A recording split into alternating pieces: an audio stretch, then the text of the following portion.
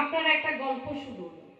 ভাষণ তো অনেক দেওয়া যায়, 2000 মনোযোগ দিয়ে শুনবেন, কারণ এটা একজন রাষ্ট্রনেতার হাত ধরে এই দেশের মধ্যে এত কাজ হয়েছে যা ভারতবর্ষ নয়, সমগ্র বিশ্বের ইতিহাসে যেটা কখনো হয়নি।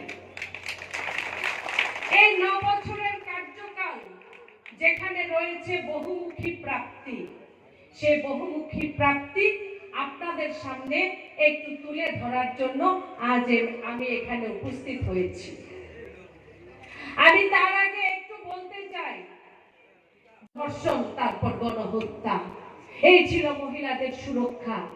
আর আজকের দিনে দাঁড়িয়ে আমরা গর্বের সঙ্গে বলতে পারি যে একমাত্র ভারতীয় জনতা পার্টির সরকার, যার জন্য আজ এই রাজ্যের যে মহিলারা, যারা আমাদের স্বাভিমানকে আমরা হারিয়ে ফেলেছিলাম, যাদের কোনো সুরক্ষা ছিল না, আজ শুধুমাত্র আমরা সুরক্ষিত নই।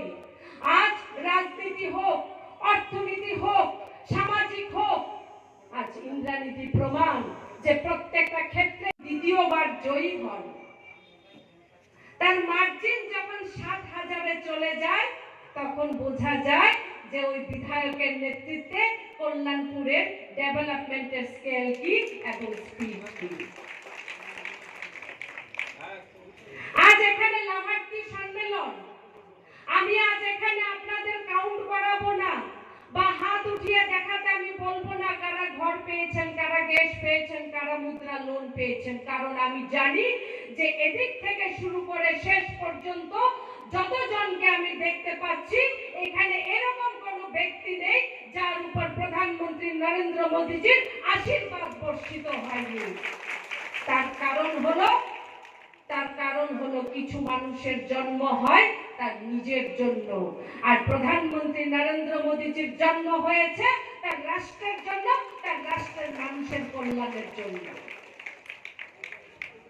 বলছিলেন আমাদের পিনাকিদা ছিল, কিন্তু আমরা এটাও গর্বের সঙ্গে বলতে পারি যে আজ 2018 থেকে 2023 একবার নয়, দুবার সরকার এই রাজ্যে প্রতিষ্ঠিত হয়েছে, কিন্তু কোন মা, কোন বোন কমরেডদের এসে দাঁড়িয়ে বলতে পারবেন না ভারতীয় জনতা পার্টির সরকার আসার কারণে আমাকে পুত্র হারার বেদনা সহ্য করতে হয়েছে।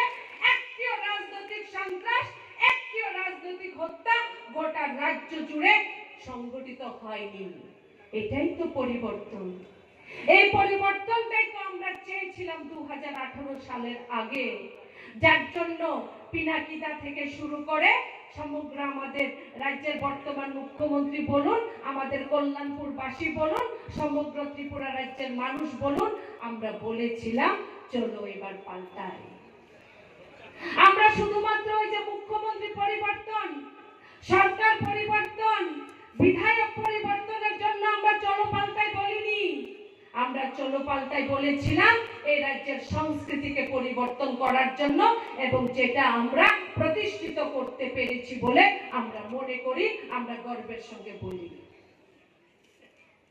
বন্ধুরা, 2014 সাল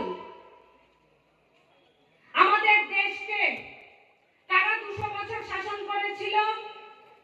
কারা 200 বছর শাসন করেছিল? জোরে শোনা যাচ্ছে না। British, England. আপনারা একটা গল্প শুনুন।